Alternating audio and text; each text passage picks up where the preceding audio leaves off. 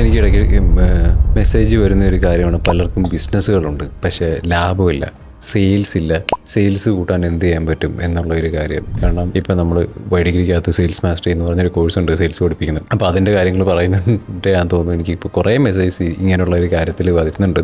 അപ്പോൾ അതിൽ നിങ്ങൾക്ക് ചെയ്യാൻ പറ്റുന്ന കുറച്ച് കാര്യങ്ങൾ എന്തൊക്കെയാണെന്നുള്ളത്, ഇപ്പം എൻ്റെ ബിസിനസ്സുകളിൽ നിന്ന് പഠിച്ച കുറച്ച് കാര്യങ്ങളുണ്ട്. അല്ലെങ്കിൽ പലരും ഞാൻ കണ്ടിട്ടുള്ള വലിയ ബിസിനസ് ഓണേഴ്സ് അവരുടെ ബിസിനസ്സിൽ ഇംപ്ലിമെൻറ്റ് ചെയ്തിട്ടുള്ള സെയിൽസിലുള്ള കുറച്ച് ട്രിക്സും ടെക്നിക്സും കാര്യങ്ങളും എല്ലാം ഉണ്ട്. അപ്പം ആ ഒരു കുറച്ച് നോളജ് അല്ലെങ്കിൽ കുറച്ച് കാര്യങ്ങൾ നിങ്ങൾ ട്രൈ ചെയ്തിട്ടുണ്ടെങ്കിൽ നിങ്ങൾക്ക് ബിസിനസ്സിൽ അടിപൊളിയായിട്ട് സെയിൽസ് കൊണ്ടുവരാൻ പറ്റും. അല്ലെങ്കിൽ അടിപൊളിയായിട്ട് നിങ്ങൾക്ക് മാറ്റങ്ങൾ കൊണ്ടുവരാൻ പറ്റുന്ന കുറച്ച് മെത്തേഡ്സ് ഉണ്ട്. അതെന്തൊക്കെയാണെന്ന് ഞാൻ പറഞ്ഞുതരാം. ആ മെത്തേഡ്സ് യൂസ് ചെയ്ത് നിങ്ങൾ ബിസിനസ് ഗ്രോ ചെയ്യുന്നതിനും നിങ്ങൾ ഭയങ്കരമായിട്ട് റവന്യൂ അടിക്കുന്നതിനും ലക്ഷ്യങ്ങളും കോടികളും ഉണ്ടാക്കുന്നതിന് മുമ്പ് നിങ്ങൾ ചാനൽ സബ്സ്ക്രൈബ് ചെയ്യുക. അപ്പം ഇത്രയും മാത്രം നിങ്ങൾ എനിക്ക് വേണ്ടി ചെയ്താൽ മതി. പിന്നെ ഈ പറയുന്ന പോലെ നിങ്ങൾക്ക് ഈ കണ്ടന്റ് ഇഷ്ടപ്പെട്ടിട്ടുണ്ട് എന്നുണ്ടെങ്കിലോ, അല്ലെങ്കിൽ നിങ്ങൾക്ക് ഇത് കഴിഞ്ഞിട്ട് നിങ്ങൾ കോടികൾ ഉണ്ടാക്കി എന്നുള്ളതും കമൻറ്റ് ബോക്സിൽ എന്തായാലും ഒന്ന് പറയുക. സുബിൻ SP, അതുപോലെ CEO Pedigree. We are into digital businesses and we are running an online digital businesses education platform.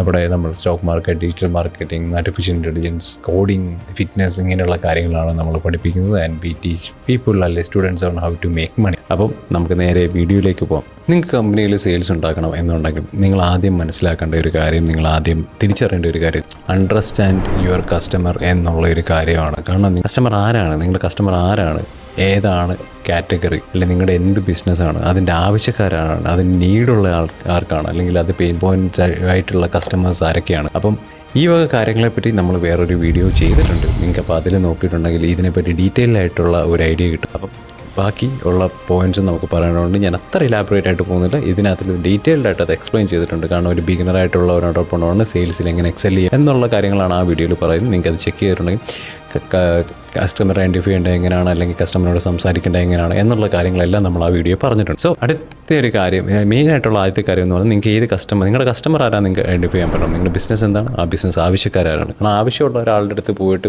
കാര്യങ്ങൾ പറഞ്ഞിട്ടേ കാര്യമുള്ളൂ. അല്ല ആവശ്യക്കാരെല്ലാത്തവരുടെ അടുത്ത് പോയിട്ട് കഥ പറഞ്ഞിട്ട് നിങ്ങളുടെ സമയം പോകുന്നല്ലാതെ നിങ്ങൾക്ക് സെയിൽസ് നടക്കത്തില്ല, ഒന്നും നടക്കത്തില്ല.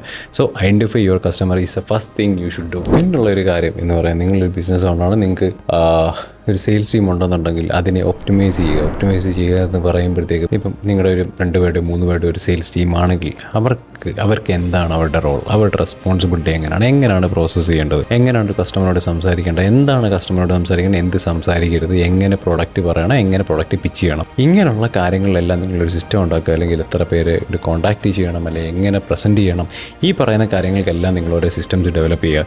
അപ്പം ഈ സിസ്റ്റംസ് ഡെവലപ്പ് ചെയ്യുന്നത് വഴി നിങ്ങളുടെ കുറേ കാര്യങ്ങൾ എളുപ്പവും. കാരണം നിങ്ങൾ ഒരു കസ്റ്റമർ എടുത്തിട്ട് ഡീൽ ചെയ്യുന്ന ഇതേ രീതി തന്നെ വേറെ കസ്റ്റമർ എടുത്ത് ഡീൽ ചെയ്താൽ മതി. സിസ്റ്റം സെയിം ആണ്. ചിലപ്പം ഈ പറഞ്ഞ ഒരാളുടെ പ്രശ്നം വേറെ ആയിരിക്കും, നമുക്ക് അതനുസരിച്ച് സൊല്യൂഷൻ കൊടുക്കാൻ പറ്റണം. വേറെ പ്രശ്നങ്ങളായിരിക്കും. അപ്പോൾ ഈ പറയുന്ന എല്ലാ പ്രശ്നങ്ങളുള്ള ഒരു സൊല്യൂഷൻ നിങ്ങളുടെ സെയിൽസ് ടീമിനെ അവെയർ ആക്കിയിരിക്കണം. അതായത് പ്രൊഡക്റ്റ് ട്രെയിനിങ് അല്ലെങ്കിൽ സെയിൽസ് ട്രെയിനിങ് എന്ന് പറഞ്ഞ കാര്യം കറക്റ്റായിട്ട് കൊടുത്തിരിക്കണം. എങ്കിലും മാത്രമേ ഇത് കറക്റ്റ് ഒരു ഒപ്റ്റിമൈസ്ഡ് ആയിട്ടുള്ള ഒരു പ്രോസസ്സായിട്ട് സെയിൽസ് ടീമിന് വർക്ക് ചെയ്യാൻ പറ്റുള്ളൂ. കാരണം കറക്റ്റായിട്ടുള്ള പല പ്രോസസ്സുകൾ കാര്യങ്ങൾ അറിയാമെന്നുണ്ടെങ്കിൽ മാത്രമേ ചില സെയിൽസ് ടീമിന് ഔട്ട് പെർഫോം ചെയ്യാൻ പറ്റുള്ളൂ. കാരണം ചിലരെന്ന് പറയുന്നത്, ചില സെയിൽസ് നിൽക്കുന്നവരെന്ന് പറഞ്ഞാൽ പേരിന് വേണ്ടി സെയിൽസിന് പോകുന്നവരാണ്. അവർക്കെന്ന് പറഞ്ഞാൽ അവർക്കൊന്നും അറിയില്ല. ഓക്കെ, അവർക്ക് മാസം ശമ്പളം കിട്ടണം, ഓക്കെ സെയിൽസ് ഇത്രയേ ഉള്ളൂ കാര്യം. ചിലപ്പോൾ ഇൻസെൻറ്റീവ്സ് കിട്ടി, അല്ലെങ്കിൽ കിട്ടിയ ലോട്ടറി എന്നുള്ള ടീമുകളായിരിക്കും. വേറൊരു കാറ്റഗറി എന്ന് പറഞ്ഞാൽ OG പ്ലേയേഴ്സ് സെയിൽസ് ചെയ്ത് സെയിൽസിൽ ഒരു ഹൈ കിട്ടിയ, അപ്പോൾ എനിക്ക് പേഴ്സണലി അങ്ങനെയുള്ളവർ ഭയങ്കര ഇഷ്ടമാണ്.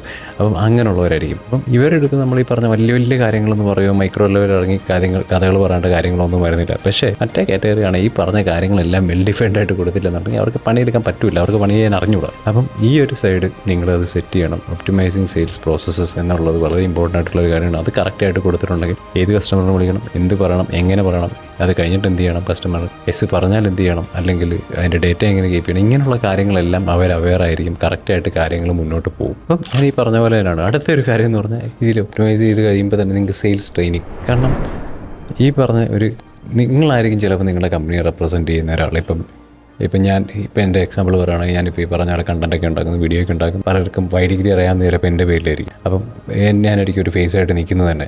അപ്പോൾ എൻ്റെ ഒരു സെയിൽസിൻ്റെ എക്സിക്യൂട്ടീവ് വിളിക്കുകയാണ്. നിങ്ങൾ വിളിച്ചിട്ട് ഞാൻ പറയുന്നതിൻ്റെ ഓപ്പോസിറ്റ് ആയിട്ടുള്ള കാര്യങ്ങൾ നിങ്ങൾക്ക് കോളിൽ പിച്ച് ചെയ്യുകയാണെങ്കിൽ നിങ്ങൾ തന്നെ എന്ത് വിചാരിക്കും, നിങ്ങളുടെ കമ്പനിയുടെ റെപ്യൂട്ടേഷൻ അവിടെ പോയി. ഓക്കെ, കാരണം ഈ പറഞ്ഞ പോലെ പല ബിസിനസ്സുകളും തെളിയാൻ കാരണം അവരുടെ സെയിൽസ് ടീമാണെന്ന് പറയും. കാരണം അവർ ലോകത്തെങ്ങും ഇല്ലാത്ത കാര്യങ്ങളായിരിക്കും. കാരണം അവർക്കൊന്നത് പ്രൊഡക്റ്റ് നോളജ് ഇല്ല. അവർക്ക് 10 കോൾ വിളിക്കണമെന്ന് പറയും, അവർ കോൾ വിളിക്കും, അവർ എന്തെങ്കിലും പറയും, അല്ലെങ്കിൽ കുറച്ച് നേരം കേട്ടോണ്ടിരിക്കുക, അല്ലെങ്കിൽ ഇവർ കാണാതെ പിടിച്ച് വെച്ചേക്കുന്ന ഒരു സാധനം പറയും. അതല്ലാതെ ഒരു കമ്മിറ്റ്മെൻറ്റോ കാര്യങ്ങളോ അവർക്ക് ഉണ്ടാവണമെന്നില്ല. അപ്പം പക്ഷേ പേര് പോകുന്നത് നിങ്ങളുടെ ആയിരിക്കും. അപ്പം അത് എല്ലാ ബിസിനസ്സുകളും, ഇപ്പോൾ നമ്മുടെ ബിസിനസ്സിലാണെങ്കിൽ പോലും അങ്ങനെയുള്ള ആൾക്കാർ ഉണ്ടാവും. സ്പോട്ട് ഫയർ ചെയ്യുക, അതാണ് മെയിൻ തിങ് ടു ഡു. അപ്പം അങ്ങനെയുള്ള പ്രശ്നങ്ങൾ വരാതിരിക്കാൻ വേണ്ടി പ്രോപ്പറായിട്ടുള്ള സെയിൽസ് ട്രെയിനിങ്ങും അതേപോലെ പ്രോപ്പറായിട്ടുള്ള ഒരു പ്രൊഡക്റ്റ് ട്രെയിനിങ്ങും കൊടുക്കാൻ ശ്രമിക്കുക. അപ്പം ഇങ്ങനെയുള്ള ആൾക്കാരുണ്ടെങ്കിൽ അങ്ങനെ അപ്പം തന്നെ ആദ്യം തന്നെ ഐഡൻറ്റിഫൈ ചെയ്യുക, ഒഴിവാക്കുക. അതാണ് മെയിനായിട്ട് ചെയ്യേണ്ട ഒരു പോയിന്റ് എന്ന് പറയുന്നത്. അത് ഞാൻ ഇതിൽ ഇൻക്ലൂഡ് ചെയ്തിട്ടില്ല, എന്നാലും ഞാൻ പറയുകയാണ്. ബേസ്ഡ് ഓൺ മൈ എക്സ്പീരിയൻസ് അങ്ങനെയുള്ള ഒരു വെച്ച് കുറിപ്പിക്കരുത്, സ്പോട്ട് കട്ട് ചെയ്തേക്കണം. പിന്നെ ഉള്ളൊരു കാര്യം എന്ന് പറഞ്ഞാൽ പ്രൊഡക്റ്റ് ട്രെയിനിങ്. അവർക്ക് കറക്റ്റായിട്ടുള്ള പ്രൊഡക്റ്റ് നോളജ് എന്താണെന്നുള്ള പ്രൊഡക്റ്റ് ട്രെയിനിങ് കൊടുക്കണം. അവരുടെ പിച്ച് കറക്റ്റ് ആണോ നോക്കുക, അവർ ഇത് തന്നെയാണോ പുറത്ത് പോയി പറയുന്നുള്ളത് നിങ്ങൾ ഉറപ്പ് വരുത്തുക. എന്നിട്ട് ഈ പറഞ്ഞ പോലെ തന്നെ അതിൽ പ്രൊഡക്റ്റ് ട്രെയിനിങ് കംപ്ലീറ്റ് ആയി. സെയിൽസ് അറിയാത്തവരാണെങ്കിൽ സെയിൽസ് ട്രെയിനിങ് കൊടുക്കുക. കാരണം നിങ്ങളൊരു CEO ആയിട്ട് നിൽക്കുമ്പോൾ നിങ്ങൾ you should be good with sales. നിങ്ങൾക്ക് ആദ്യം വേണ്ട സ്കില്ലെന്ന് പറഞ്ഞാൽ സെയിൽസാണ്.